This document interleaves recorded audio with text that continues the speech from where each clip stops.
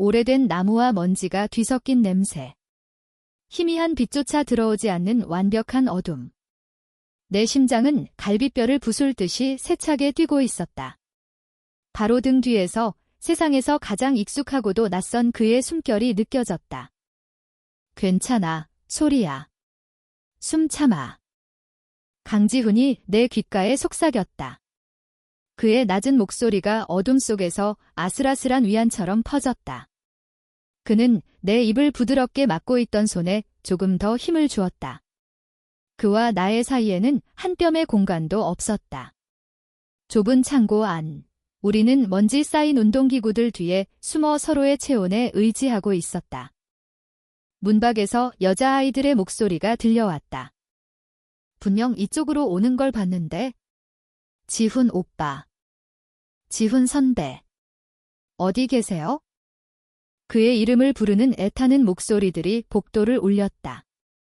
심장이 철렁 내려앉았다. 들키면 끝이다.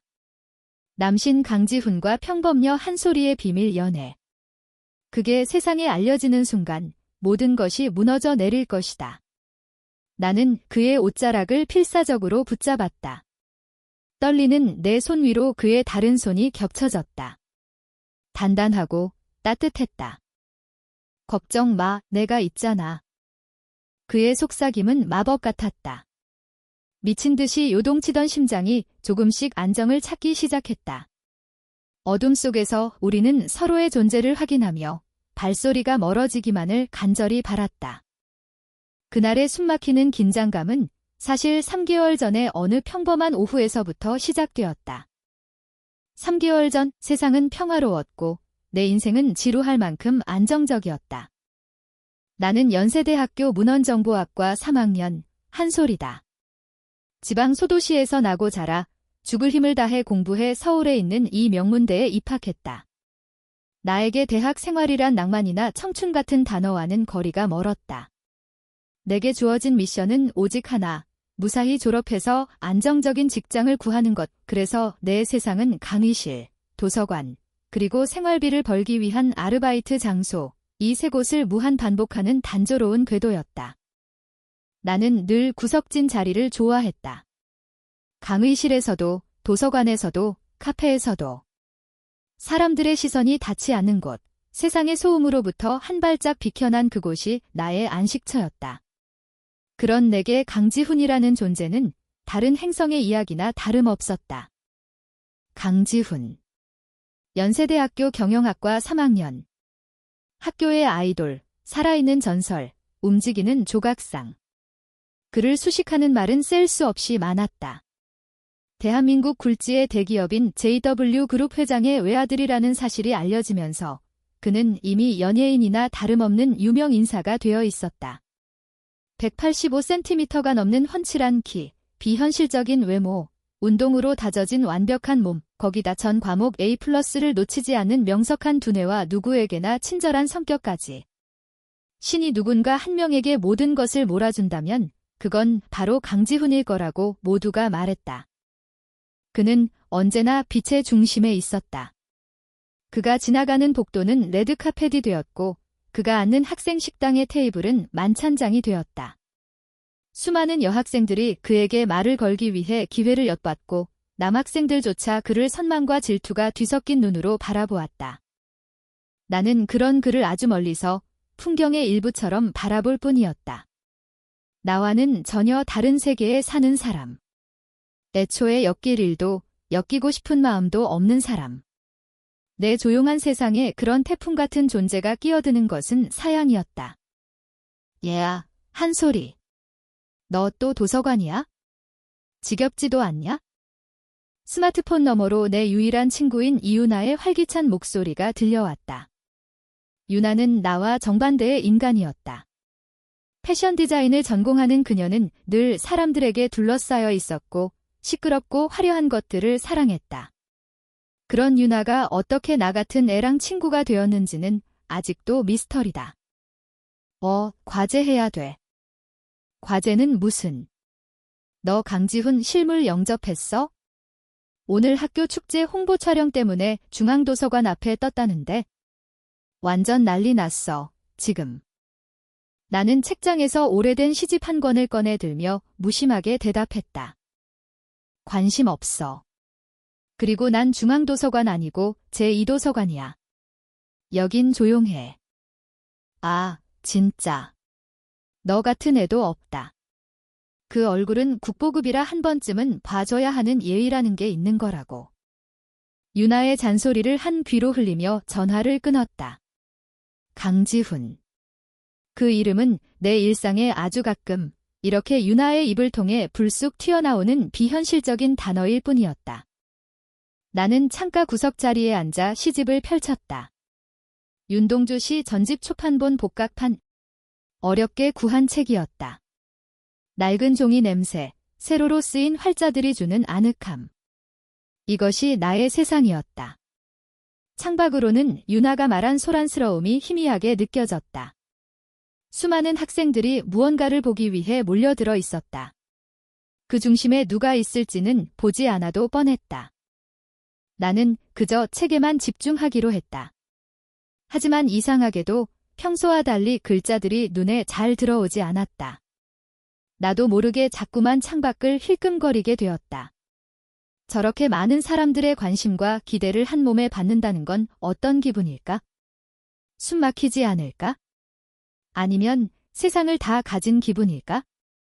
그렇게 한참을 멍하니 앉아 있는데 갑자기 도서관의 정적을 깨는 작은 소란이 일었다.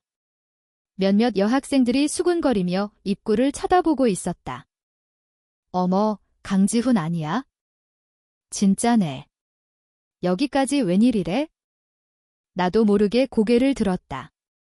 도서관 입구에 정말로 강지훈이 서 있었다.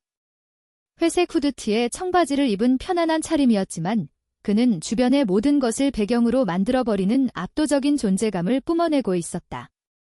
그는 자신에게 쏟아지는 시선들이 익숙하다는 듯 아무렇지 않게 주변을 둘러보다가 이쪽으로 걸어오기 시작했다. 심장이 쿵 하고 작게 내려앉았다. 왜 이쪽으로 오는 거지? 설마. 나는 황급히 고개를 숙여 책에 얼굴을 묻었다. 제발 그냥 지나가기를. 내 존재를 인식조차 하지 못하기를. 나는 투명 인간이다. 나는 책의 일부다. 주문을 외웠다. 그의 발소리가 점점 가까워졌다. 그리고 내 테이블 옆에서 멈췄다. 믿을 수 없는 일이 벌어졌다. 그가 내 앞자리에 앉았다. 도서관에는 빈자리가 수두룩했다. 그런데 왜 하필 내 앞일까? 나는 숨을 죽였다. 책을 넘기는 손가락 끝이 미세하게 떨렸다. 그는 가방에서 전공 서적 몇 권을 꺼내 조용히 펼쳤다. 향수 냄새가 났다. 너무 진하지도 너무 가볍지도 않은 시원하면서도 부드러운 향. 나는 그가 앞에 있다는 사실만으로도 온몸의 신경이 곤두서는 것을 느꼈다. 불편했다. 내 안식처에 예고 없이 침입자가 나타난 기분이었다. 시간이 얼마나 흘렀을까? 30분. 1시간. 나는 한 페이지도 제대로 읽지 못했다. 결국 자리에서 일어나는 것을 포기하고 책을 덮었다. 이제 그만 나가야겠다. 이 숨막히는 공간을 벗어나고 싶었다. 내가 책을 챙겨 일어나려던 순간 그가 먼저 입을 열었다. 저기요. 그의 목소리는 생각보다 훨씬 낮고 부드러운 톤이었다. 나는 설마 나에게 말을 거는 걸까 싶어 잠시 망설였다. 주변에는 아무도 없었다. 그는 분명히 나를 보고 있었다. 나는 마지못해 고개를 들었다. 가까이서 본 그의 얼굴은 그야말로 비현실적이었다. 짙은 눈썹, 깊고 긴 눈, 오뚝한 콧날, 붉은 입술. 순정 만화 주인공이 살아 움직이는 것 같았다. 내 목소리가 작게 떨렸다. 그는 내가 들고 있던 책을 가리켰다. 윤동주 씨 전집. 그 책 어디서 찾으셨어요? 아, 저쪽 고서적 섹션에서요. 그렇군요. 저도 그 시인 좋아해서요. 그의 말에 나는 눈을 동그랗게 떴다. 강지훈이 윤동주 시인을 어울리지 않는 조합이라고 생각했다. 그는 내 표정을 읽었는지 희미하게 웃었다. 그 웃음에 또 한 번 심장이 덜컹거렸다. 의외라는 표정이네요. 아, 아니요. 그냥 좀 놀라서요. 하늘과 바람과 별과 시 죽는 날까지 하늘을 우러러 한 점 부끄럼이 없기를 고등학교 때 처음 읽고 큰 충격을 받았어요. 그 시대의 그런 순수함과 고뇌를 담아낼 수 있다는 게? 그는 시의 한 구절을 정확하게 읊었다. 단순한 허세나 아는 척이 아니었다. 그의 눈빛에는 시에 대한 진심 어린 애정이 담겨 있었다. 내가 가장 좋아하는 구절이었다. 순간 그를 둘러싸고 있던 남신 강지훈이라는 화려한 껍데기에 작은 균열이 보이는 것 같았다. 그 안에도 나와 같은 감성을 가진 책을 사랑하는 한 사람이 있다는 사실이 신기하게 다가왔다. 저도 그 구절 제일 좋아해요. 나도 모르게 대답했다. 내 말에 그의 눈이 부드럽게 휘어졌다. 그렇군요. 동지를 만난 기분이네요. 그는 자리에서 일어나 책장 쪽으로 걸어가며 말했다. 방해해서 미안해요. 좋은 시간 보내세요. 그렇게 그는 다시 멀어졌다. 그가 떠난 자리에는 여전히 그의 향기가 희미하게 남아 있었다. 나는 한동안 멍하니 그의 뒷모습을 바라보았다. 심장이 이상하게 두근거렸다. 불편함 때문이 아니었다. 그것은 아주 작은 설렘과 호기심이었다. 그날 이후 이상한 우연이 반복되기 시작했다. 내가 자주 가는 교내 카페의 한적한 구석 자리에서 그는 바로 옆 테이블에 앉아 노트북을 두드리고 있었다. 내가 점심을 해결하기 위해 들르는 학교 후문이 작은 분식집에서 그는 친구들과 떡볶이를 먹고 있었다. 물론 그때마다 우리는 아무 말도 나누지 않았다. 그저 스치듯 눈이 마주치고 가볍게 고개를 끄덕이는 정도가 전부였다. 하지만 그 작은 마주침들이 쌓이면서 강지훈은 더 이상 내게 다른 행성의 존재가 아니게 되었다. 그는 나와 같은 공간에서 숨쉬고 나와 비슷한 음식을 먹고 나와 같은 책을 읽는 사람이 되어가고 있었다. 그리고 결정적인 사건은 기말고사를 앞둔 어느 늦은 밤, 바로 그 제2도서관에서 일어났다. 그날따라 유난히 공부가 잘 되지 않았다. 나는 머리를 식힐 겸 잠시 도서관 옥상 정원으로 올라갔다. 밤 11시가 넘은 시간, 정원에는 아무도 없었다. 차가운 밤 공기가 머리를 맑게 해주었다.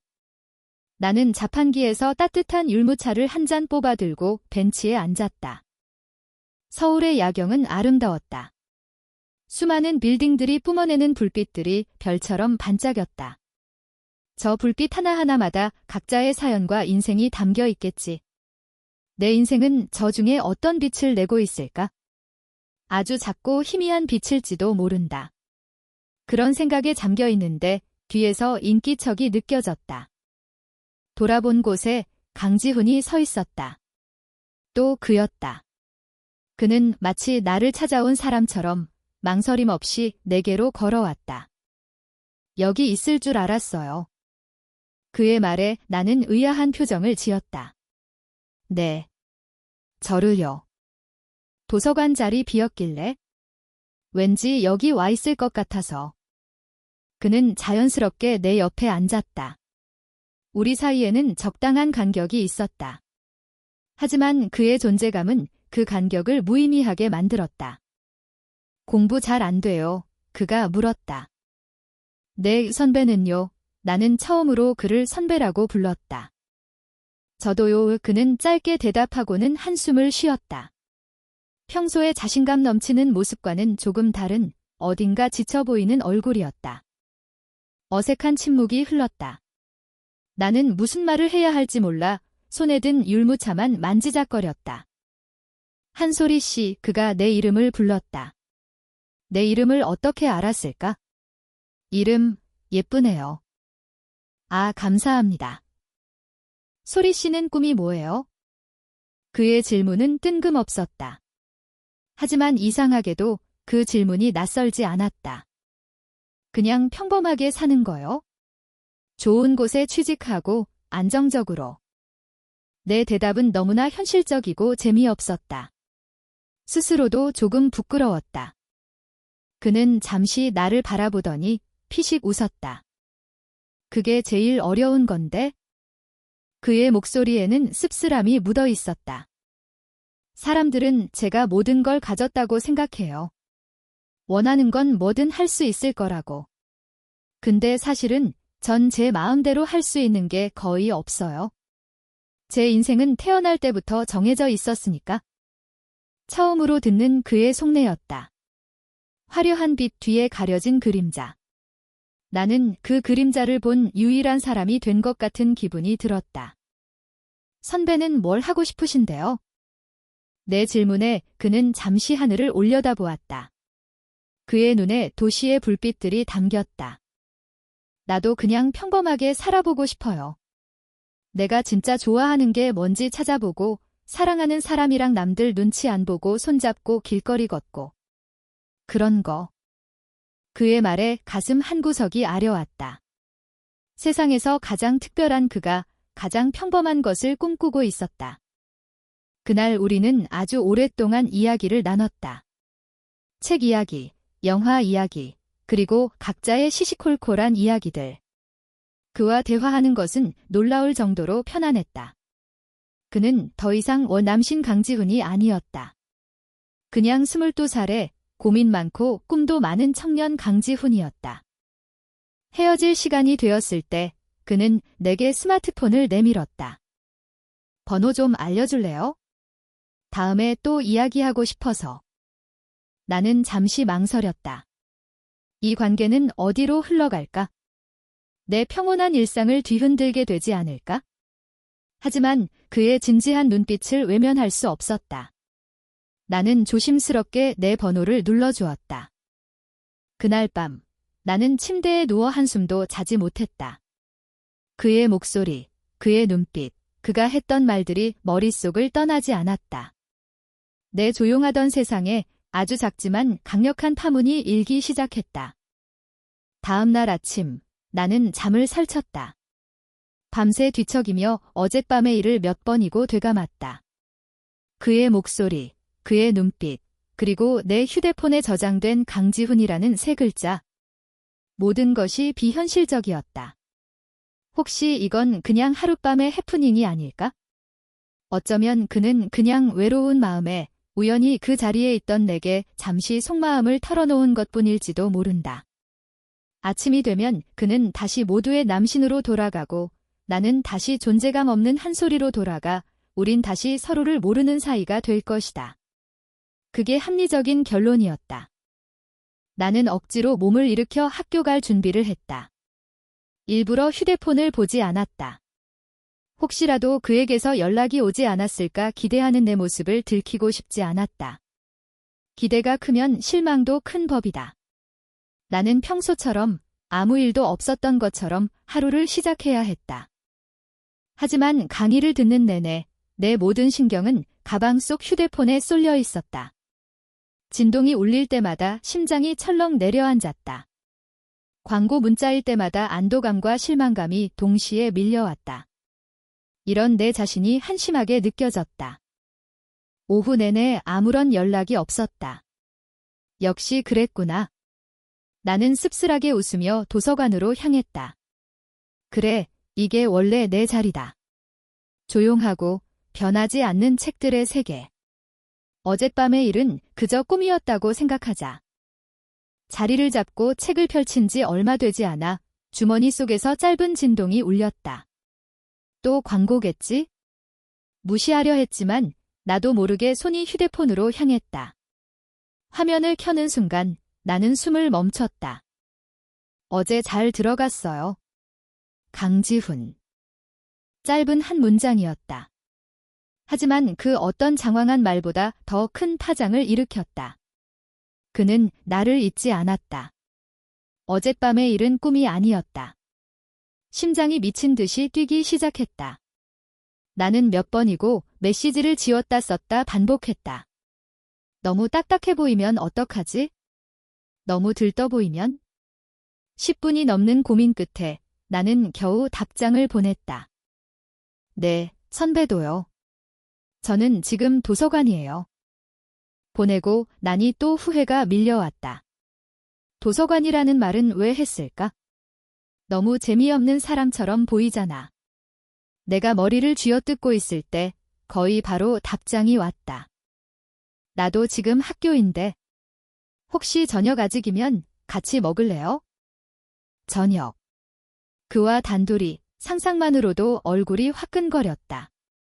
하지만 동시에 두려움이 밀려왔다. 학생 식당에서? 학교 앞 식당에서? 그와 함께 있는 내 모습을 누군가 본다면? 분명 온갖 소문이 퍼져나갈 것이다. 나는 감당할 수 없을 것이다. 저는 그냥 대충 해결하려고요. 괜찮아요. 거절의 메시지를 보내고 나니 마음이 편해지기는커녕 돌덩이를 얹은 것처럼 무거워졌다. 내가 지금 무슨 짓을 한 거지? 몇 분 뒤 그에게서 다시 메시지가 왔다. 그럼 내가 그쪽으로 갈게요. 같이 공부해요. 그의 메시지에는 거절할 틈을 주지 않는 단호함이 있었다. 그리고 20분 뒤 그는 정말로 내가 있는 제2도서관으로 왔다.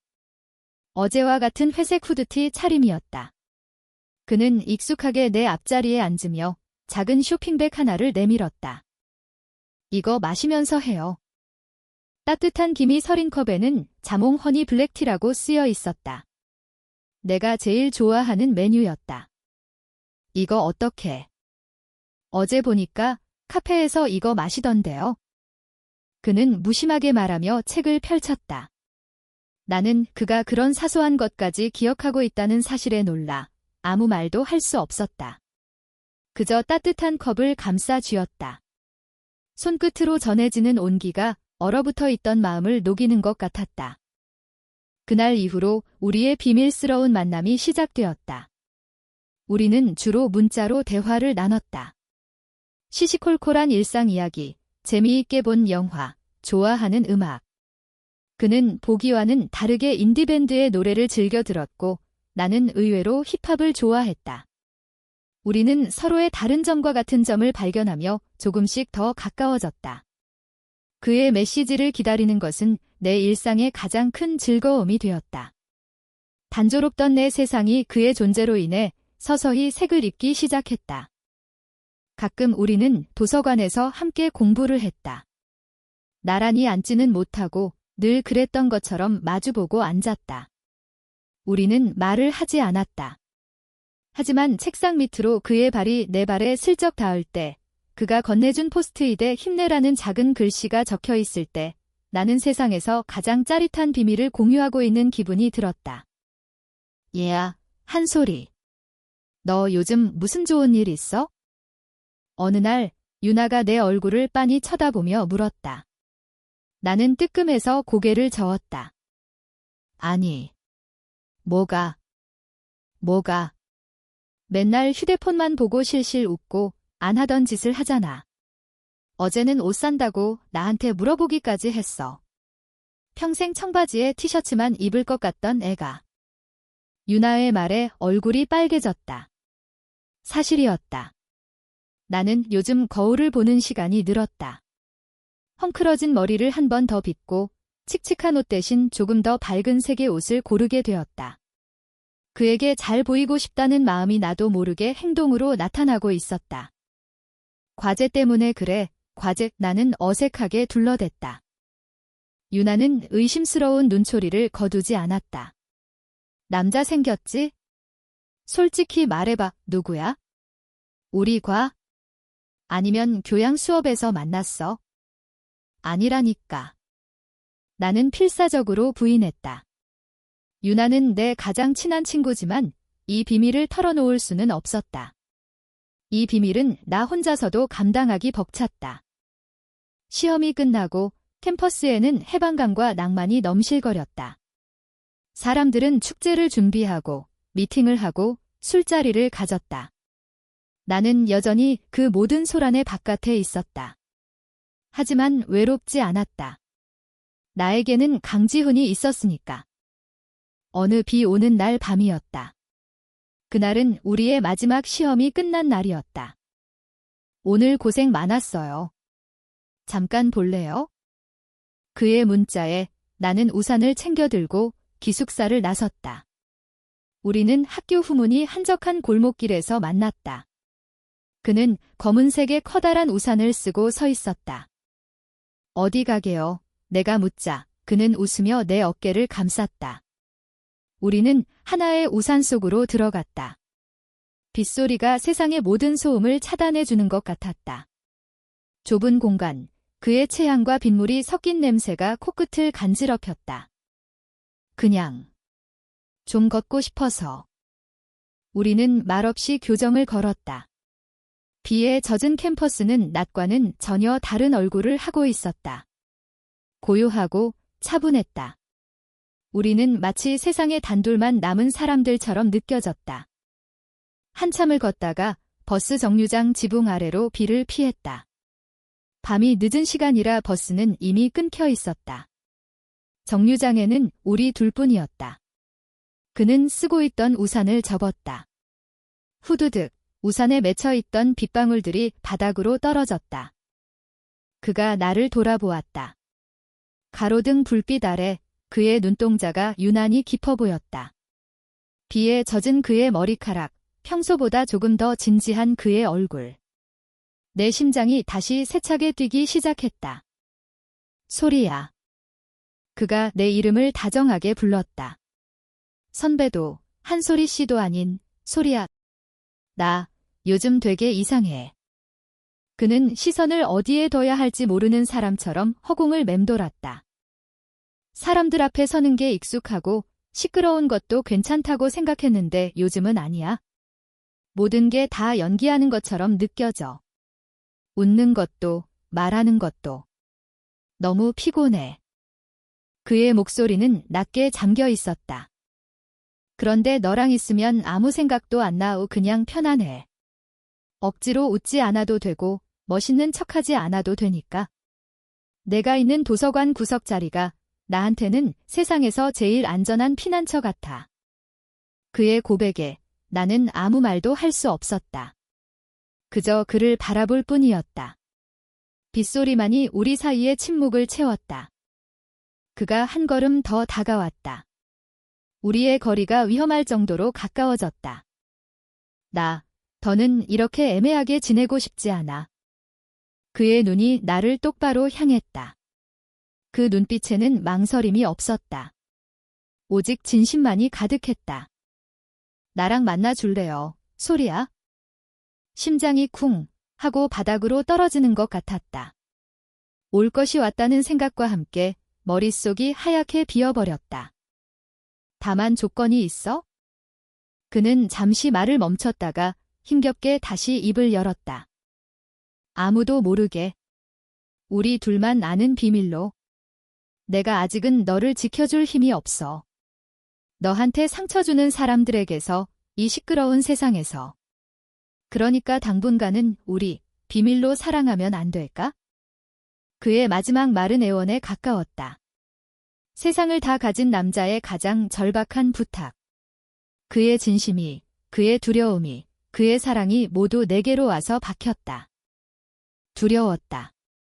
그의 세계에 발을 들였다가 상처 입고 버려질까 봐의 평범한 내 일상이 송두리째 흔들릴까 봐. 하지만 그의 젖은 눈을 보는 순간 그 모든 두려움이 눈 녹듯 사라졌다. 지금 내 눈앞에 있는 건 남신 강지훈이 아니었다. 그냥 내게 사랑을 고백하는 한 남자 강지훈이었다. 그리고 나는 그를 이미 너무 많이 좋아하게 되어버렸다. 나는 아주 작게, 하지만 단호하게 고개를 끄덕였다. 네. 내 대답에 그의 얼굴의 안도와 기쁨이 동시에 스쳐 지나갔다. 그는 조심스럽게 내 손을 잡았다. 그의 손은 조금 차가웠지만 무척 단단했다. 빗소리가 점점 잦아들었다. 우리는 아무 말 없이 서로의 눈을 바라보며 그렇게 한참을 서 있었다. 우리의 첫날은 그렇게 비 냄새와 축축한 공기, 그리고 아슬아슬한 비밀의 약속으로 시작되었다. 위험하고도 달콤한 비밀 연애의 서막이었다. 그날 밤 이후 내 세상은 완전히 뒤바뀌었다. 흑백 영화 같던 내 일상에 강지훈이라는 총천연색의 비밀이 스며들었다. 우리의 연애는 스릴 넘치는 첩보 작전과도 같았다. 세상의 모든 눈을 피해 우리만의 신호를 주고받고 우리만의 암호를 만들어냈다. 우리의 주된 데이트 장소는 여전히 도서관이었다. 하지만 이제 그곳은 단순한 공부의 공간이 아니었다. 두꺼운 전공 서적 밑으로 우리는 조심스럽게 서로의 손을 잡았다. 그의 손가락이 내 손가락 사이를 파고들 때마다 나는 짜릿한 전율에 숨을 참아야 했다. 책을 빌리고 반납하는 척하며 우리는 책 속에 작은 쪽지를 숨겨두었다. 오늘따라 더 보고 싶다. 눕는 모습이 예쁘다. 공부 끝나고 옥상에서 잠깐 볼까? 같은 짧은 문장들은 그 어떤 화려한 선물보다 더 내 마음을 뛰게 했다. 우리는 캠퍼스에서 가장 외진 곳들만 찾아다녔다. 인적이 드문 산책로나 낡은 음악 동아리 건물 뒤편의 벤치, 주말 아침 일찍 문을 여는 학교 박물관.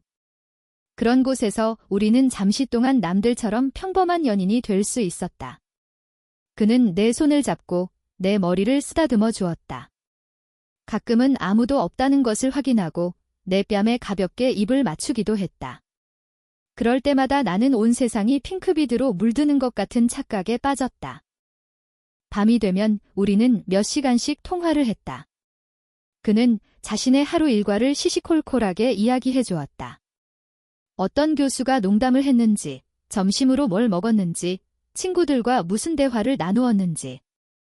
그가 들려주는 이야기 속에서 나는 내가 몰랐던 그의 세계를 조금씩 알아갔다. 그는 더 이상 멀리 있는 별이 아니었다. 내 삶의 가장 중요한 일부가 되어가고 있었다. 소리야, 목소리 들으니까 살 것 같다. 수화기 너머로 들려오는 그의 지친 목소리는 나를 안심시키면서도 동시에 마음을 아프게 했다. 오늘도 많이 힘들었어요. 응, 아버지 회사 사람들이랑 저녁 식사가 있었어. 다들 내 앞에서 웃고 있지만 뒤에서는 무슨 생각을 하는지 뻔히 보이니까. 숨이 막혀. 근데 내 목소리 들으니까 그 숨막히던 공기 속에서 빠져나와 신선한 공기를 마시는 기분이야. 고마워, 내 세상에 나타나줘서.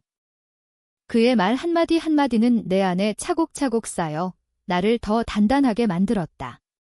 이 비밀스러운 관계가 주는 불안감마저도 그를 위해서라면 기꺼이 감수할 수 있을 것 같았다. 하지만 행복이 커질수록 그림자처럼 따라오는 두려움도 함께 커져갔다. 우리는 늘 주의를 경계해야 했다. 캠퍼스에서 마주칠 때면 우리는 서로를 아는 척도 할 수 없었다. 그는 여전히 모두의 남신이었고 나는 수많은 학생들 중 하나일 뿐이었다. 그가 친구들과 웃으며 내 옆을 스쳐 지나갈 때 나는 아무렇지 않은 척책에 시선을 고정해야 했다. 심장이 쿵쾅거리고 손바닥에 땀이 찼다. 아무도 모르게 사랑한다는 것은 때로는 심장이 찢어질 것처럼 외로운 일이기도 했다. 얘야, 강지훈 좀 봐. 오늘도 빛이 나네. 빛이 나.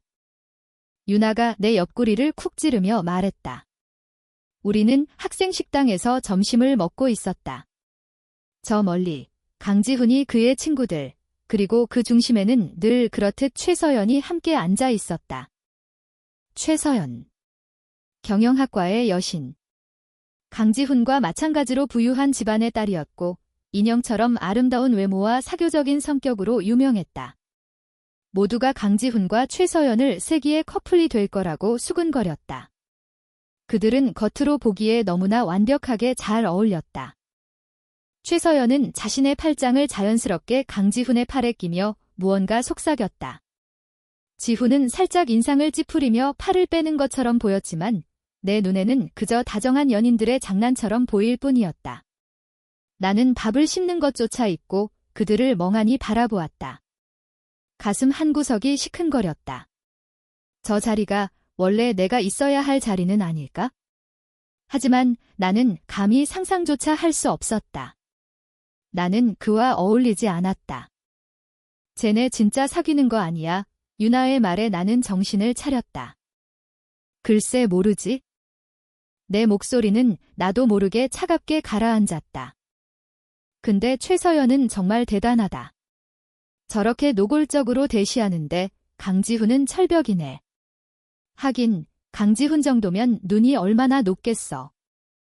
유나의 무심한 한마디가 비수처럼 내 가슴에 꽂혔다. 눈이 얼마나 높겠어. 그래, 그 말이 맞다. 사람들은 모두 그렇게 생각할 것이다. 만약 나와 그의 관계가 알려진다면 나는 어떤 취급을 받게 될까? 주제도 모르는 년, 신데렐라를 꿈꾸는 여우. 상상만으로도 끔찍했다. 그날 밤, 나는 지훈에게서 온 전화를 받지 않았다. 불안하고 초라한 내 마음을 들키고 싶지 않았다. 하지만 그는 포기하지 않았다. 계속해서 전화가 울렸고 결국 나는 받을 수밖에 없었다. 왜 전화 안 받았어? 무슨 일 있어? 걱정이 가득한 그의 목소리가 들려왔다. 아니요, 그냥 좀 피곤해서. 거짓말. 목소리가 안 좋은데? 오늘 무슨 일 있었지? 나한테 말해봐, 응? 그의 다정한 목소리에 애써 눌러왔던 감정이 터져나왔다. 선배, 우리는 언제까지 이렇게 숨어 지내야 해요? 내 목소리는 형편없이 떨리고 있었다. 사람들은 모두 선배랑 최서연 씨가 잘 어울린다고 해요. 그게 당연한 거고. 나는 선배 옆에 설 자격이 없는 사람 같아요. 내가 선배의 발목을 잡고 있는 건 아닐까, 그런 생각이 들어요. 수화기 너머로 그의 긴 한숨 소리가 들렸다. 잠시 침묵이 흘렀다. 소리야, 지금 어디야? 기숙사요. 10분만 기숙사 앞 벤치로 나와줄 수 있어? 얼굴 보고 얘기하고 싶어. 나는 망설였지만 결국 그의 말대로 옷을 챙겨 입고 밖으로 나갔다. 그는 이미 벤치에 앉아 나를 기다리고 있었다. 검은색 모자를 푹 눌렀었지만 그의 잘생긴 얼굴은 다 가려지지 않았다. 내가 다가가자 그는 자리에서 일어나 나를 와락 껴안았다. 미안해. 내가 더 불안하게 만들었구나. 그의 품은 따뜻하고 단단했다. 나는 그의 가슴에 얼굴을 묻고 가만히 있었다. 다른 사람 말은 신경 쓰지 마. 은의 옆자리는 처음부터 내 것이었어. 최서연이든 그 누구든 아무도 그 자리를 차지할 수 없어. 그는 내 어깨를 잡고 나를 마주 보았다. 그의 눈은 그 어느 때보다 진지했다. 그리고 넌 내 발목을 잡는 게 아니야. 넌 나를 땅에 발붙이게 해주는 사람이야. 내가 없으면 난 아마 저 구름 위에서 길을 잃고 떠다니기만 했을 거야. 그러니까 그런 생각 다신 하지 마, 알았지? 그의 말은 마법 같았다. 불안과 질투로 얼룩졌던 내 마음이 깨끗하게 정화되는 기분이었다. 나는 눈물을 글썽이며 고개를 끄덕였다. 그는 부드럽게 내 눈물을 닦아주고는 내 손을 꽉 잡았다. 조금만 더 기다려줘. 내가 더 강해질게. 그래서 아무도 널 함부로 보지 못하게 당당하게 내 손 잡고 걸을 수 있게. 그때까지는 조금만 더 나를 믿고 기다려줄래?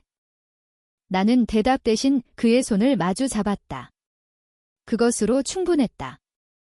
우리는 다시 한번 서로의 마음을 확인했다. 하지만 나는 그때 알지 못했다. 우리의 비밀스러운 평화가 곧 깨지게 될 거라는 것을. 진짜 폭풍은 아직 시작되지도 않았다는 것을. 며칠 뒤 나는 중앙도서관에서 전공 관련 자료를 찾고 있었다. 높은 서가에 꽂힌 책을 꺼내기 위해 까치발을 들고 애쓰고 있는데 누군가 뒤에서 그 책을 쑥 뽑아주었다.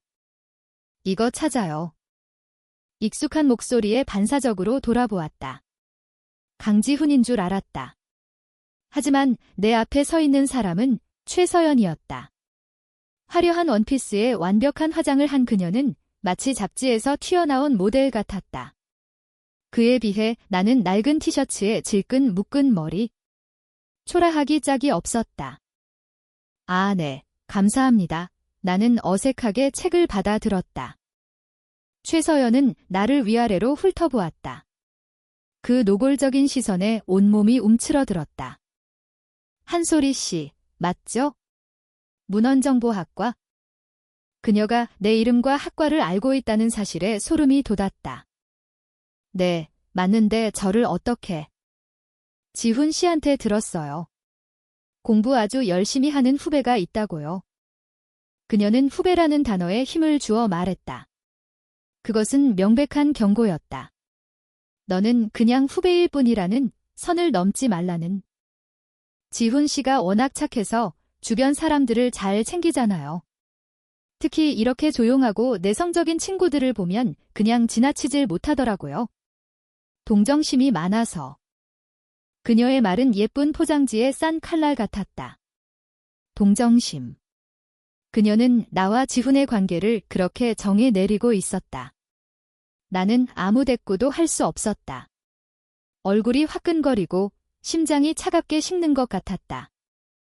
그럼 공부 열심히 해요. 최서연은 여유로운 미소를 남기고는 우아하게 돌아서서 가버렸다. 그녀가 떠난 자리에 나는 한참 동안이나 돌처럼 굳어 서 있었다. 그녀가 남기고 간 말들이 머릿속에서 메아리 쳤다. 동정심. 조용한 후배. 그날 이후 나는 지훈을 피하기 시작했다. 그의 문자에 단답형으로 답하고 전화를 받지 않았다. 그를 마주칠까 두려워 도서관에도 가지 않았다. 최서연의 말은 독처럼 내 안에 퍼져 나를 병들게 했다. 어쩌면 그녀의 말이 맞을지도 모른다. 지훈이 내게 느끼는 감정은 사랑이 아니라 그저 불쌍한 나에 대한 연민일지도. 그렇게 며칠이 흘렀을까? 아르바이트를 마치고 집으로 돌아가는 길이었다. 터덜터덜 힘없이 걷고 있는데 누군가 내 앞을 막아섰다.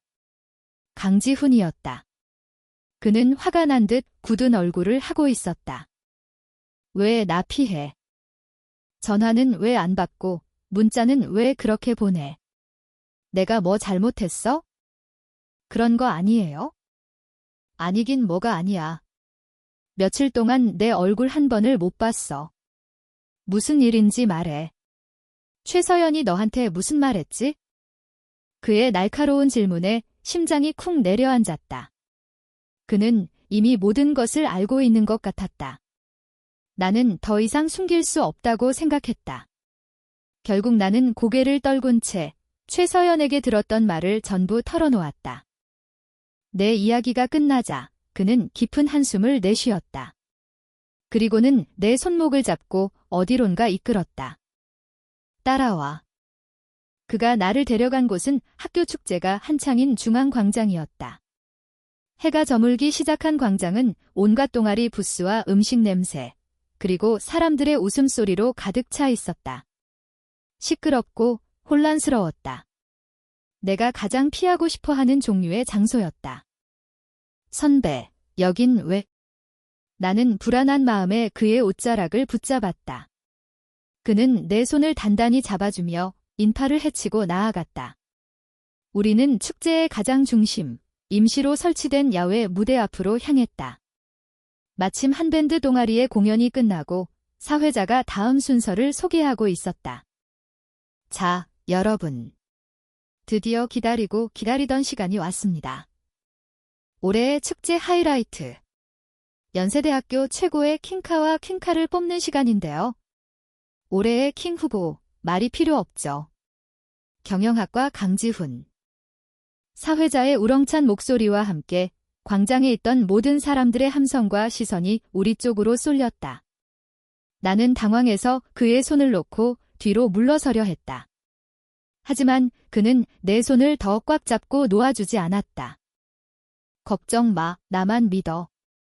그는 내 귓가에 짧게 속삭이고는 무대 위로 올라갔다.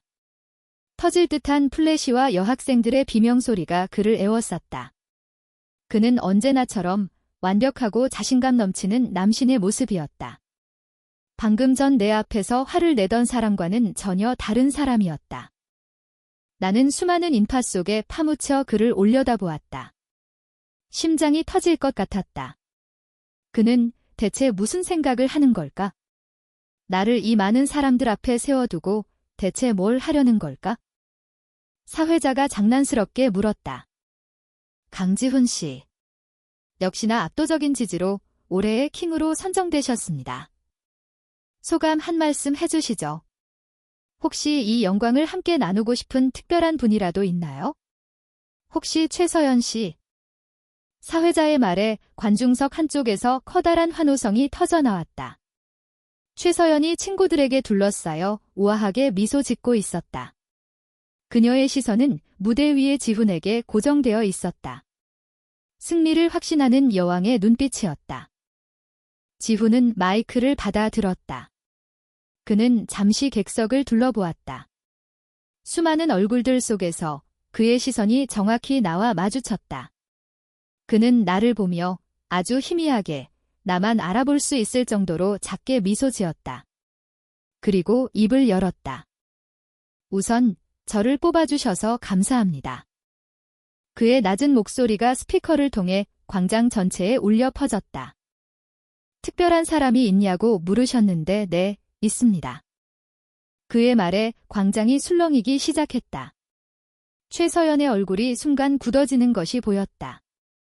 그 사람은 화려하거나 눈에 띄는 사람은 아닙니다. 오히려 너무 조용해서 자칫하면 그냥 지나치기 쉬운 사람이죠. 하지만 저에게는 그 누구보다 빛나는 사람입니다. 사람들은 보통 겉모습이나 배경을 보고 쉽게 판단하지만 진짜 소중한 것들은 잘 보이지 않는 곳에 숨겨져 있는 경우가 많거든요. 그의 말은 나를 향한 것이었다. 최서연이 내게 했던 말들을 정면으로 반박하는 이야기였다. 동정심이 아니라 소중함이라고, 조용한 후배가 아니라 빛나는 사람이라고 그는 온 세상 앞에서 외치고 있었다. 물론 그의 말을 알아들은 사람은 나뿐이었겠지만 그 사람 덕분에 저는 제가 어떤 사람인지 조금씩 알아가고 있습니다. 그래서 고맙다고 말해주고 싶네요. 화려한 무대 위가 아니라 조용한 도서관 구석 자리에서요. 그의 말이 끝나자 광장에는 잠시 정적이 흘렀다. 사람들은 그의 말뜻을 이해하지 못해 어리둥절한 표정이었다. 최서연의 얼굴은 분노로 하얗게 질려 있었다. 사회자가 황급히 분위기를 수습하며 다른 이야기를 시작했다. 지훈은 무대에서 내려오자마자 다시 내게로 왔다. 그는 아무렇지 않게 내 손목을 잡고 인파를 빠져나왔다. 가자. 우리는 사람들이 없는 한적한 건물 뒤편으로 향했다. 축제의 소음이 멀어지고 다시 우리 둘만의 고요한 세상이 찾아왔다. 이제 좀 알겠어. 그가 나를 돌아보며 물었다. 나는 아무 말 없이 고개를 끄덕였다. 눈물이 핑 돌았다. 그는 나를 위해 수많은 사람들 앞에서 용기를 내준 것이었다. 나는 내가 나 때문에 더 이상 상처받는 거 싫어. 내가 스스로를 초라하게 생각하는 건 더 싫고. 내 마음 의심하지 마. 그는 주머니에서 작은 상자를 꺼내 내밀었다. 선물이야. 내가 조심스럽게 상자를 열자 그 안에는 아주 작고 심플한 별 모양의 목걸이가 들어 있었다. 화려하지는 않았지만 어둠 속에서도 은은하게 빛나는 정말 예쁜 목걸이였다. 하늘과 바람과 별과 시, 내가 좋아하는 시인의 시잖아. 너는 나한테 그런 존재야. 밤하늘의 별 같은 존재. 그가 직접 내 목에 목걸이를 걸어주었다. 차가운 금속이 목에 닿는 순간 나는 그의 진심이 심장까지 전해지는 것을 느꼈다. 들키지 않게 옷 안에 하고 다녀. 그럼 내가 항상 내 곁에 있는 것처럼 느껴질 거야. 나는 목걸이를 가만히 쓰다듬었다. 고맙다는 말조차 나오지 않았다. 그저 그를 바라보며 웃었다. 그도 나를 따라 웃었다. 축제의 불빛이 멀리서 우리를 비추고 우리는 마치 영화 속 한 장면에 들어와 있는 것 같았다. 바로 그 순간이었다. 우리가 서 있던 건물 모퉁이에서 번쩍하고 작은 불빛이 터졌다. 스마트폰 카메라 플래시였다. 우리 둘 다 놀라 그쪽을 쳐다보았다. 한 여학생이 당황한 얼굴로 우리를 보고 있다가 황급히 몸을 돌려 도망쳤다. 최서연의 친구 중 한 명이었다. 심장이 바닥으로 곤두박질 치는 것 같았다. 찍혔다. 지훈이 내게 목걸이를 걸어주는 누가 봐도 연인처럼 보이는 그 순간을. 젠장. 지훈이 낮게 욕설을 뱉으며 나를 자신의 등 뒤로 숨겼다. 하지만 이미 늦었다. 그 여학생은 이미 인파 속으로 사라진 후였다. 불안감이 폭풍처럼 몰려왔다. 다음 날 학교는 발칵 뒤집혔다. 학교 익명 커뮤니티 게시판에 강지훈, 축제밤의 미스터리한 그녀라는 제목의 글이 올라왔다. 글에는 어젯밤 우리가 찍힌 사진이 첨부되어 있었다. 다행히 사진은 멀리서 찍어 화질이 좋지 않았고 내 얼굴은 지훈의 몸에 가려져 명확하게 보이지 않았다. 하지만 지훈이 한 여성의 목에 무언가를 걸어주는 다정한 모습은 누가 봐도 오해를 살만했다. 댓글은 순식간에 수백 개가 달렸다. 이 여자 누구야? 설마 여자친구? 최서연 아닌데? 옷차림이 완전 다른 사람인데? 뒷모습만 봐도 평범하게 생겼을 듯 강지훈 눈 낮아졌나? 어쩐지 어제 수상소감도 이상하더라니. 도서관 어쩌고 하더니 제 도서관 죽순이 아니야? 신상 털자. 어느 과 누구냐? 나는 떨리는 손으로 휴대폰을 붙잡고 화면의 글자들을 읽어내려갔다. 숨이 막혔다. 익명에 가면 뒤에 숨은 사람들의 잔인한 말들이 비수처럼 날아와 내 심장을 찔렀다. 내 정체가 밝혀지는 것은 시간 문제였다. 나는 어떻게 해야 할까? 그때 지훈에게서 전화가 왔다. 소리야, 괜찮아. 게시판 봤어? 네, 봤어요. 절대 신경 쓰지 마. 아무 일도 없을 거야. 내가 다 해결할게. 넌 그냥 가만히 있어? 알았지? 그의 목소리는 침착했지만 나는 그가 얼마나 애쓰고 있는지 느낄 수 있었다. 그는 나를 안심시키려고 했지만 나는 조금도 괜찮지 않았다. 몇 시간 뒤 게시판에 강지훈의 이름으로 공식적인 글이 올라왔다. 안녕하세요. 경영학과 강지훈입니다. 어젯밤 사진으로 인해 많은 분들이 오해하시는 것 같아 글을 올립니다. 사진 속 여성분은 제가 아끼는 과 후배입니다. 학업 문제로 고민이 많아 보여 격려의 의미로 작은 선물을 준 것뿐입니다. 저희는 그저 친한 선후배 사이일 뿐 여러분이 생각하는 그런 관계가 아님을 명확히 밝힙니다. 더 이상의 억측과 신상털기는 자제해 주시길 부탁드립니다. 그의 글은 명료하고 단호했다. 논란을 잠재우기 위한 가장 완벽한 해명이었다. 그의 글이 올라오자 여론은 조금씩 잠잠해졌다. 역시 강지훈은 스윗하다가 저 후배는 좋겠다는 반응들이 올라오기 시작했다. 최악의 상황은 피했다. 나는 안도의 한숨을 내쉬었다. 하지만 동시에 가슴 한구석이 텅 비어버린 것 같은 허전함이 밀려왔다. 아끼는 과 후배. 친한 선후배 사이. 여러분이 생각하는 그런 관계가 아님을 명확히 밝힙니다. 그의 말이 머릿속을 맴돌았다. 머리로는 이해했다. 이것이 나를 보호하기 위한 최선의 방법이라는 것을. 그가 얼마나 큰 용기를 내어 이 글을 썼을지도 안다. 하지만 마음은 따라주지 않았다. 온 세상 앞에서 그는 우리의 관계를 부정했다. 우리의 사랑은 공식적으로 그런 관계가 아닌 것이 되어버렸다. 나는 옷 속에 숨겨진 별 모양 목걸이를 만지작거렸다.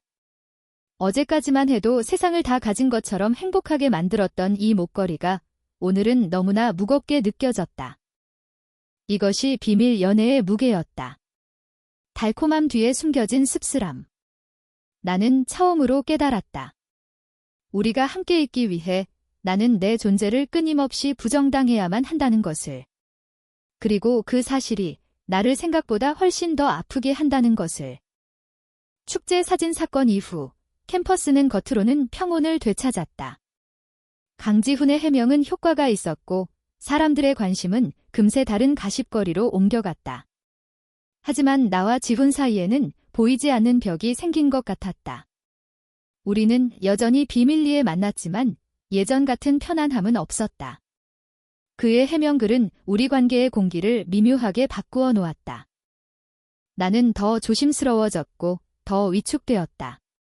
사람들 앞에서 그와 눈이라도 마주칠까 봐 나는 늘 고개를 숙이고 다녔다. 그가 내게 보낸 친한 후배라는 꼬리표는 지워지지 않는 낙인처럼 느껴졌다. 그 낙인은 끊임없이 나에게 속삭였다. 너는 그의 진짜 연인이 아니야? 너는 숨겨져야만 하는 존재야. 지훈은 내 불안을 눈치챘다. 그는 이전보다 더 자주 내게 사랑을 표현했고 더 다정하게 대해주었다. 소리야, 그 글 때문에 아직도 마음 쓰여? 그건 널 지키기 위한 어쩔 수 없는 거짓말이었어. 내 마음은 변한 거 없어, 알지? 그는 몇 번이고 나를 안심시켰다. 나는 그의 말을 믿고 싶었다. 하지만 한 번 금이 가기 시작한 믿음은 쉽게 회복되지 않았다. 우리의 관계를 위협하는 것은 내 안의 불안감뿐만이 아니었다. 최서연은 포기하지 않았다. 그녀는 더 노골적으로 지훈의 곁을 맴돌았다. 마치 친한 후배인 나에게 보란 듯이 자신이 그의 옆자리를 차지할 유일한 사람이라는 것을 과시하는 것 같았다. 그녀는 학교 행사마다 지훈의 파트너를 자처했고 SNS에는 그와 함께 찍은 사진들을 보란 듯이 올렸다. 물론 여러 친구들과 함께 찍어 교묘하게 오해를 살 만한 사진들이었다. 나는 그 사진들을 볼 때마다 심장이 내려앉았다. 사진 속에서 지훈은 웃고 있었지만 그 웃음이 진짜인지 가짜인지 나는 알 수 없었다.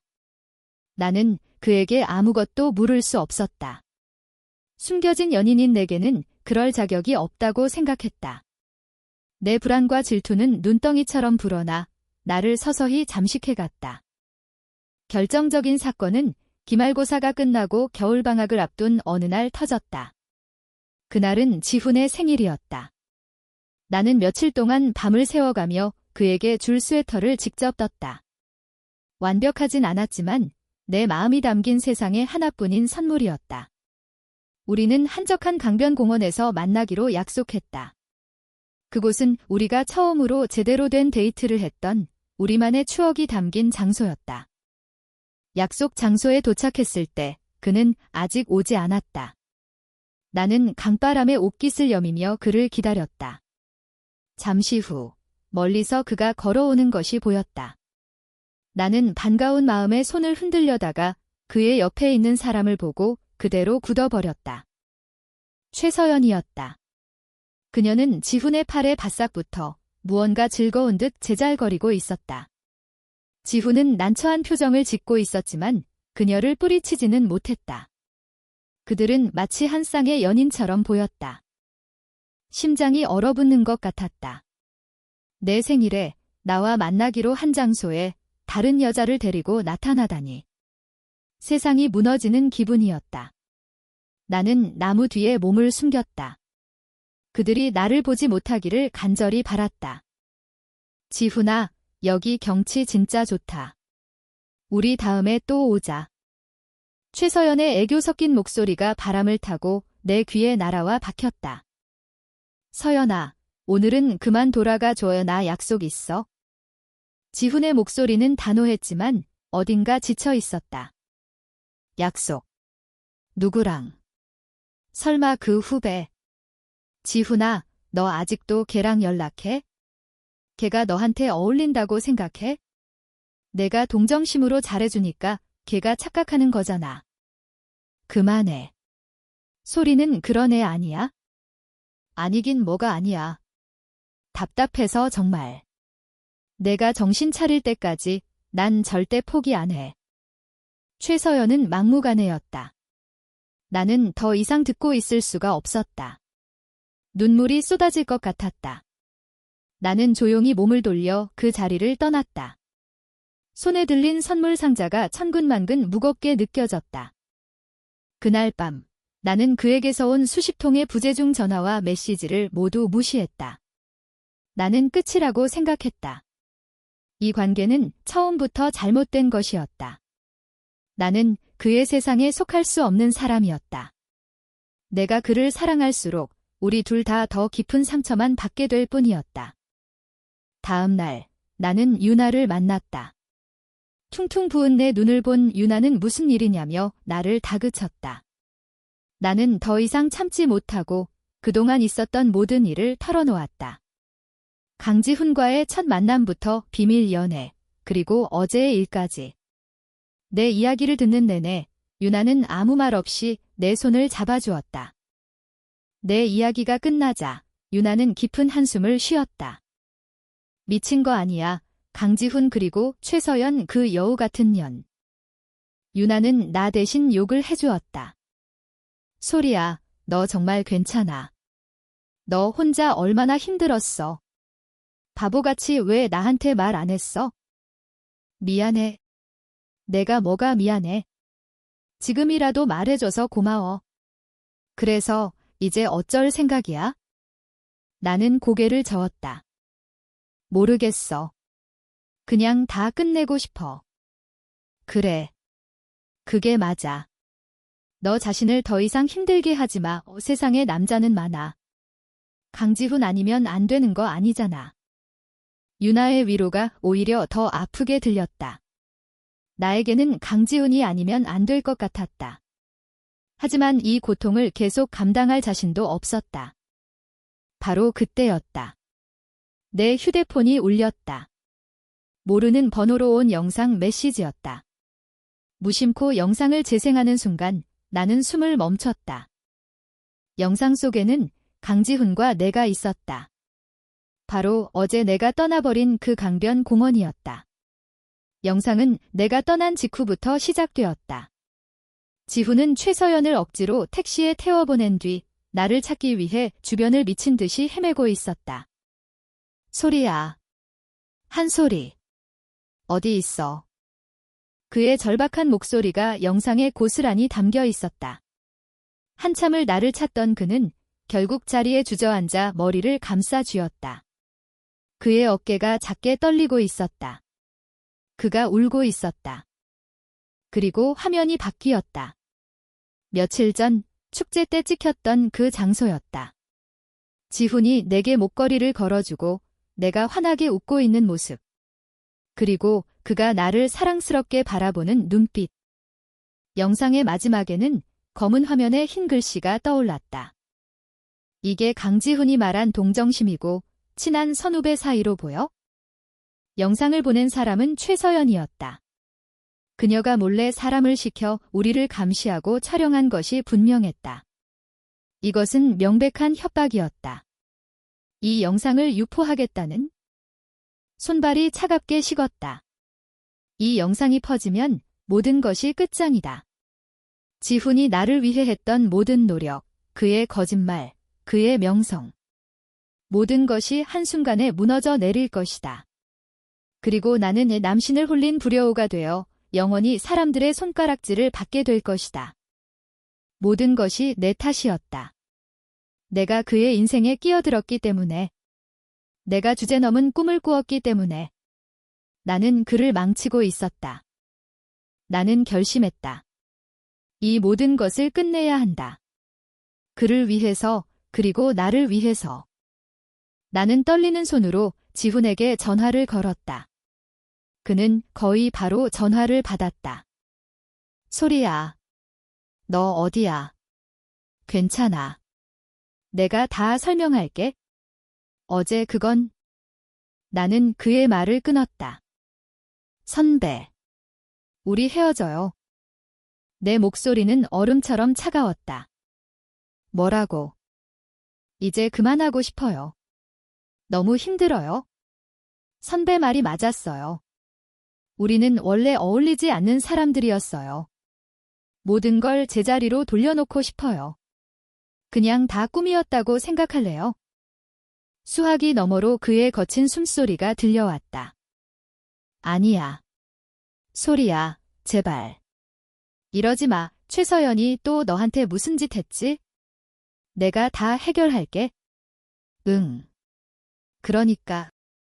아니요. 아무도 나한테 아무 짓도 안 했어요. 이건 그냥 내 결정이에요. 더 이상 선배를 좋아하지 않아요. 나는 세상에서 가장 잔인한 거짓말을 했다. 내 심장이 갈갈이 찢어지는 것 같았다. 눈물이 쉴 새 없이 흘러내렸지만 나는 소리를 내지 않기 위해 입술을 깨물었다. 다시는 연락하지 마세요. 나는 그가 대답할 틈도 주지 않고 전화를 끊었다. 그리고 그의 번호를 차단했다. 모든 것이 끝났다. 내 첫사랑은 그렇게 가장 끔찍한 방식으로 막을 내렸다. 나는 차가운 방바닥에 주저앉아 소리 죽여 울었다. 내 세상은 다시 완벽한 흑백으로 돌아왔다. 아니, 흑백보다 더 어두운 칠흑 같은 어둠 속으로 가라앉았다. 우리의 관계가 부서진 후 시간은 흐르는 것이 아니라 버티는 것이 되었다.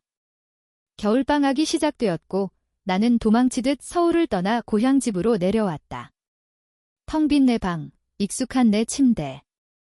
모든 것이 그대로였지만 나만은 완전히 다른 사람이 되어 있었다. 내 안에 무언가가 죽어버린 기분이었다. 나는 방 밖으로 거의 나가지 않았다. 밥도 먹는 둥 마는 둥 했고 밤에는 잠을 이룰 수 없었다. 눈을 감으면 그의 얼굴이 떠올랐다. 나를 찾으며 절박하게 외치던 그의 목소리, 울고 있던 그의 모습, 그리고 내가 마지막으로 뱉었던 잔인한 말들. 그 모든 것이 유령처럼 나를 맴돌았다. 내가 그에게 얼마나 큰 상처를 주었을까? 그를 지키기 위한 선택이었다고 스스로를 위로했지만 죄책감은 사라지지 않았다. 휴대폰은 꺼둔 지 오래였다. 세상과 나를 단절시키는 유일한 방법이었다. 하지만 가끔 참을 수 없는 충동에 휩싸여 몰래 휴대폰을 켜보곤 했다. 그리고 학교 커뮤니티를 검색했다.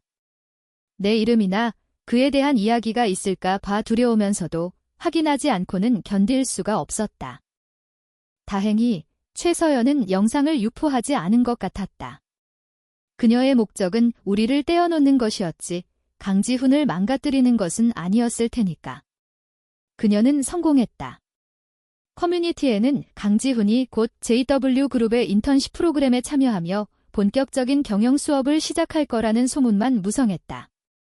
사람들은 역시 최서연과 잘 될 것이라고, 그게 정해진 수순이라고 떠들어댔다. 나는 그 글자들을 보며 안도했다. 그래, 이게 맞는 거야? 그는 이제 그의 자리로 돌아간 거야? 나라는 존재는 그의 완벽한 인생에 잠시 끼어들었던 작은 오점일 뿐이었다. 시간이 지나면 그도 나를 잊고 잘 살아가겠지? 그렇게 생각해야만 했다. 소리야, 밥 좀 먹어. 얼굴이 반쪽이 됐어. 엄마는 내 방문 앞에서 몇 번이고 나를 불렀다. 나는 아무 대답도 할 수 없었다. 무슨 일 있냐고 묻는 엄마의 걱정스러운 얼굴을 볼 자신이 없었다. 나는 그저 이 깊고 어두운 터널을 혼자서 지나가야만 했다. 유일하게 내게 연락이 닿는 사람은 유나뿐이었다. 유나는 매일같이 나에게 메시지를 보내왔다. 밥은 먹었냐? 오늘은 날씨 좋다. 산책이라도 좀 해. 강지훈, 학교에서 몇 번 봤는데 완전 페인됐더라. 꼴 좋다. 유나는 일부러 지훈의 소식을 전해주었다. 그가 힘들어한다는 말이 나를 조금이라도 위로해 줄 거라고 생각한 모양이었다. 하지만 그 소식은 오히려 내 마음을 더 아프게 할 뿐이었다. 그가 나 때문에 힘들어한다는 사실이 나를 더 깊은 죄책감 속으로 밀어넣었다. 시간이 약이라는 말은 거짓말이었다. 시간은 상처를 무디게 하는 것이 아니라 공개 만들었다. 나는 점점 더 나 자신을 잃어가고 있었다. 거울 속에 나는 낯설었다. 눈 밑은 퀭했고 뺨은 움푹 패여 있었다. 웃는 법을 잊어버린 사람 같았다. 그러던 어느 날 유나에게서 전화가 왔다. 얘야, 한솔이. 너 지금 당장 인터넷 켜봐. 빨리. 유나의 목소리는 다급했다. 나는 불길한 예감에 휩싸여 떨리는 손으로 노트북을 켰다. 포털 사이트 메인 화면에 익숙한 이름이 떠 있었다. JW그룹 강 회장, 아들 강지훈의 경영권 승계 공식화 자유로운 영혼, 이제는 책임감을 배울 때. 기사에는 강지훈과 그의 아버지가 함께 찍힌 사진이 실려 있었다. 값비싼 정장을 입은 그는 내가 알던 그 사람이 아닌 것 같았다. 그의 얼굴에는 어떤 감정도 담겨 있지 않았다. 마치 모든 것을 포기한 사람처럼 텅 비어 보였다. 기사 내용은 그의 경영권 승계와 함께 그의 개인적인 삶에 대한 언급도 있었다. 특히 그의 아버지가 인터뷰에서 한 말이 내 눈에 들어왔다. 아들이 그동안 학업에 충실하며 자유롭게 살아왔습니다. 이제는 자신의 위치가 주는 무게와 책임을 알아야 할 때입니다. 그 시작은 아마도 자신에게 걸맞은 좋은 배필을 만나는 것이 되겠지요. 현재 양가에서 긍정적으로 검토하고 있는 좋은 인연이 있습니다. 좋은 인연. 그게 누구를 가리키는지는 굳이 생각하지 않아도 알 수 있었다. 최서연. 결국 모든 것이 그들이 원하는 대로 흘러가고 있었다. 나는 기사를 끄고 멍하니 천장을 바라보았다. 이제 정말 끝이구나. 돌이킬 수 없는 완벽한 끝. 그는 이제 나와는 전혀 다른 세상의 사람이 되었다. 내가 감히 닿을 수 없는 저 높은 곳으로 올라가 버렸다. 이상하게도 눈물이 나지 않았다. 오히려 마음 한구석이 후련해지는 기분마저 들었다. 불확실한 희망과 미련이 완전히 사라지고 나니 차라리 마음이 편했다. 그래, 이제 정말 그를 놓아주어야 할 때다. 나도 내 삶을 살아야 한다. 그날 이후 나는 조금씩 변하기 시작했다. 억지로라도 밥을 먹고 집 밖으로 나가 산책을 했다. 멈춰있던 시간을 다시 움직이게 해야 했다. 나는 방학이 끝나기 전에 서울로 돌아왔다. 더 이상 도망치지 않기로 결심했다. 서울로 돌아온 나는 가장 먼저 휴대폰을 새로 개통했다. 번호를 바꿨다. 그와의 마지막 연결고리를 내 손으로 끊어냈다. 그리고 유나를 만났다. 몰라보게 수척해진 나를 보고 유나는 아무 말 없이 나를 안아주었다. 고생했다. 이제 다 잊고 새로 시작하자. 나는 유나의 말에 고개를 끄덕였다. 개강 날이 다가왔다. 나는 학교에 가는 것이 두려웠다. 그와 마주치면 어떡하지? 그를 보면 내 결심이 또 흔들리게 되지 않을까? 하지만 피할 수는 없었다. 개강 첫날, 나는 일부러 더 씩씩한 척 행동했다. 밝은 색 옷을 입고 옅은 화장도 했다. 다시 예전의 평범한 한 소리로 돌아가기 위해 애썼다. 다행히 그는 학교에 없었다. 그의 친구들에게 물어본 유나의 말에 따르면 그는 인턴십 때문에 한 학기 휴학계를 냈다고 했다. 그 소식에 나는 안도하면서도 동시에 씁쓸함을 느꼈다. 이제 우리는 정말로 마주칠 일조차 없는 사이가 된 것이다. 시간은 무심하게 흘러갔다.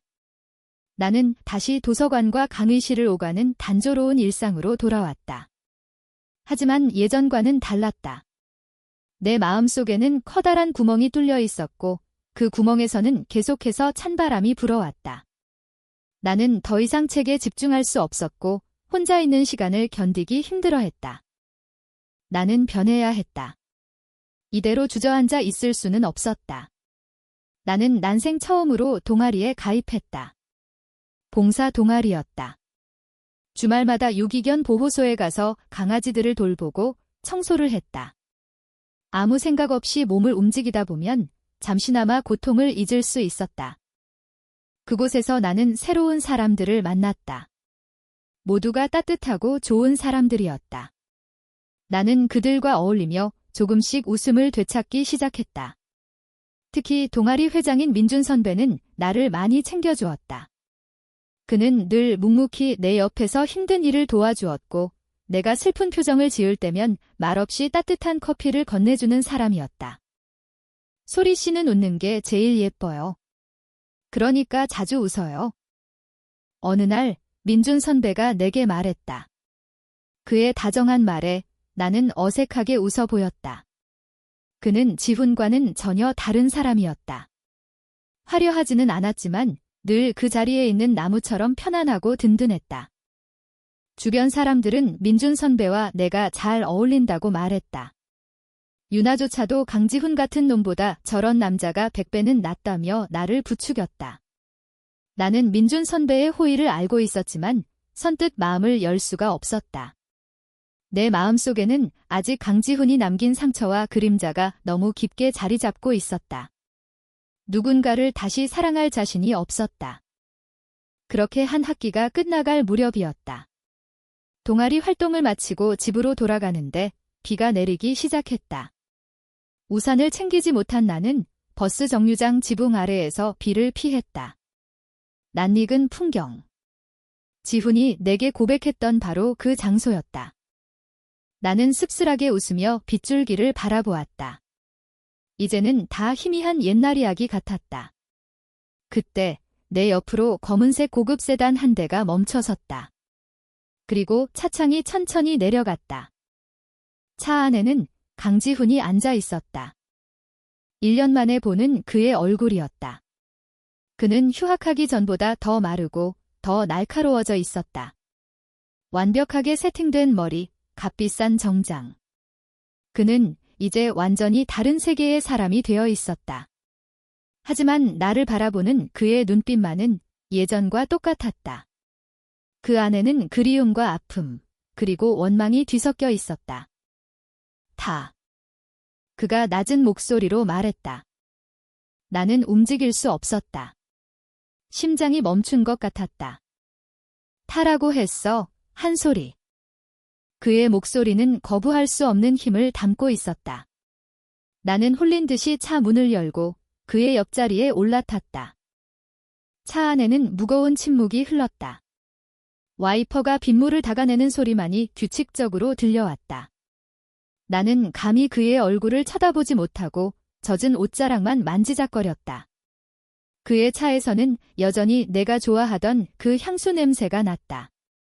그 냄새는 1년이라는 시간을 무색하게 만들고 잊었다고 생각했던 모든 기억을 다시 눈앞으로 끌고 왔다. 차가 멈춘 곳은 한강이 내려다 보이는 고급 레스토랑의 주차장이었다. 내려. 그의 명령에 나는 로봇처럼 그를 따라 차에서 내렸다. 그는 익숙하게 레스토랑 안으로 들어섰고 지배인이 깍듯하게 우리를 맞이했다. 우리는 창가 가장 좋은 자리로 안내받았다. 통유리창 너머로 비에 젖은 서울의 야경이 그림처럼 펼쳐져 있었다. 내가 평생 와볼 일 없을 것 같은 그런 곳이었다. 음식이 주문되고 그는 와인을 따랐다. 잘 지냈어. 그가 먼저 침묵을 깼다. 그의 목소리는 예전보다 더 낮고 건조했다. 내 선배는요? 보다시피 죽지 못해 살고 있어? 그의 말에는 가시가 돋쳐 있었다. 나는 아무 대답도 할 수 없었다. 번호는 왜 바꿨어? 집에는 왜 찾아가도 없었지? 내가 그렇게 싫었나? 대답해. 한 소리. 지난 1년 동안 단 한 번이라도 내 생각한 적 있어? 그의 집요한 질문에 나는 고개를 들 수 없었다. 매일, 매 순간 그의 생각을 했다고 어떻게 말할 수 있을까? 죄송해요. 내가 할 수 있는 말은 그것뿐이었다. 내 대답에 그는 허탈하게 웃었다. 죄송하다고? 뭐가? 나를 그렇게 비참하게 버려놓고 이제 와서 죄송하다는 말 한마디면 다 되는 건가? 그의 눈빛은 분노로 이글거렸다. 나, 지난 1년 동안 정말 지옥 속에서 살았어. 내가 왜 그랬는지, 내가 뭘 잘못했는지 하루에도 수백 번씩 생각했어. 내가 나를 더 이상 사랑하지 않는다는 그 말을 믿어보려고 애썼지만 도저히 그럴 수가 없었어. 그는 와인잔을 단숨에 비웠다. 그러다 알게 됐어. 최서연이 너한테 무슨 짓을 했는지. 내가 얼마나 바보 같았는지. 너를 지킨답시고 했던 내 모든 행동이 결국 너를 벼랑 끝으로 내몰고 있었다는 걸? 나는 놀라 그를 쳐다보았다. 그가 모든 것을 알고 있었다. 어떻게? 내가 그깟 인턴십이나 하고 아버지 꼭두각시 노릇이나 하면서 살았을 것 같아. 난 지난 1년 동안 힘을 키웠어. 내 사람들을 만들고 누구도 나를 함부로 할 수 없게 만들었지? 그리고 최서연이 너한테 했던 모든 짓거리 전부 알아냈어. 그 영상까지도. 그의 말에 나는 숨을 쉴 수 없었다. 그럼 왜? 왜 가만히 있었냐고. 널 찾을 수가 없었으니까. 내가 어디서 뭘 하는지, 어떻게 지내는지 알 수가 없었으니까. 그래서 기다렸어. 내가 다시 내 세상으로 돌아올 때까지. 그리고 오늘 이렇게 널 만난 거고. 그는 자리에서 일어나 내게로 다가왔다. 그리고 내 앞에 한쪽 무릎을 꿇었다. 레스토랑 안의 모든 사람들이 우리를 쳐다보고 있었지만 그는 전혀 신경 쓰지 않았다. 소리야. 그는 내 손을 잡았다. 그의 손은 떨리고 있었다. 미안해. 널 혼자 아프게 해서. 더 일찍 널 지켜주지 못해서. 내가 너무 어리고 약해서 널 힘들게 만들어서 정말 미안해. 그의 눈에서 눈물 한 방울이 흘러내려 내 손등 위로 떨어졌다. 남신 강지훈이 세상에서 가장 완벽한 그가 내 앞에서 울고 있었다. 그 순간 내 안에 있던 모든 벽이 무너져 내렸다. 지난 1년간 나를 짓눌렀던 죄책감, 슬픔, 두려움이 눈물과 함께 터져나왔다. 아니에요, 내가 잘못했어요. 그렇게 비겁하게 도망치면 안 됐는데 선배를 믿지 못해서 미안해요. 우리는 서로에게 미안하다고 그렇게 한참을 울었다. 그날 밤, 우리는 아주 오랫동안 이야기를 나누었다. 지난 1년 동안 각자가 겪어야 했던 아픔과 그리움에 대해서. 그는 아버지의 뜻을 거스르기 위해, 그리고 최서연의 집안으로부터 회사를 지키기 위해 얼마나 치열하게 싸워왔는지 이야기해 주었다. 그는 더 이상 아버지의 그늘 아래 있는 유약한 도련님이 아니었다. 자신의 운명을 스스로 개척해 나가는 강하고 믿음직한 남자가 되어 있었다. 그리고 나는 나의 두려움과 자격지심에 대해 솔직하게 털어놓았다. 그의 세계와 나의 세계가 너무 다르다고 생각해서 내가 그의 발목을 잡을 거라고 생각해서 도망쳤다고. 내 이야기를 다 들은 그는 나를 자신의 품에 가득 안아주었다. 바보야. 내 세계는 내가 없으면 아무 의미도 없어. 내가 있는 곳이 바로 내 세상이야. 우리의 오해는 그렇게 눈 녹듯 풀렸다. 하지만 아직 해결해야 할 문제가 남아 있었다. 며칠 뒤 강지훈의 이름으로 하나의 영상이 인터넷에 공개되었다. 그것은 그가 직접 자신의 방에서 촬영한 라이브 방송 영상이었다. 영상 속에서 그는 편안한 옷차림으로 담담하게 입을 열었다. 안녕하세요, 강지훈입니다. 오늘 저는 제 개인적인 이야기를 하려고 합니다. 그는 지난 1년간 떠돌았던 자신과 최서연의 약혼설에 대해 먼저 입을 열었다. 그것은 사실이 아닙니다. 저는 단 한 번도 그분을 사랑한 적이 없습니다. 그것은 어른들의 욕심이 만들어낸 거짓 이야기일 뿐입니다. 그의 폭탄 선언의 실시간 채팅창은 난리가 났다. 그는 이어서 말했다. 저에게는 사랑하는 사람이 있습니다. 1년 전에도 그리고 지금도 변함없이 사랑하는 단 한 사람입니다. 그는 잠시 숨을 골랐다. 그 사람은 여러분이 생각하는 것처럼 화려하거나 대단한 배경을 가진 사람이 아닙니다. 하지만 저에게는 그 누구보다 소중하고 빛나는 사람입니다.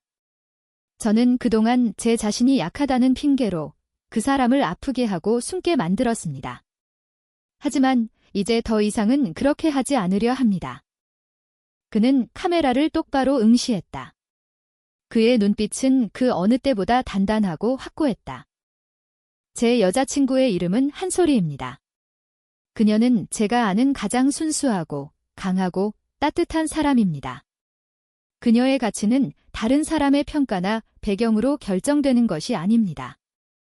혹시라도 제 이야기로 인해 그녀가 상처받는 일이 생긴다면 저는 결코 자시하지 않을 것입니다. 그는 마지막으로 나에게 메시지를 남겼다. 소리야, 보고 있지? 이제 더 이상 숨지 않아도 돼. 내가 내 옆에서 너와 함께 걸을게.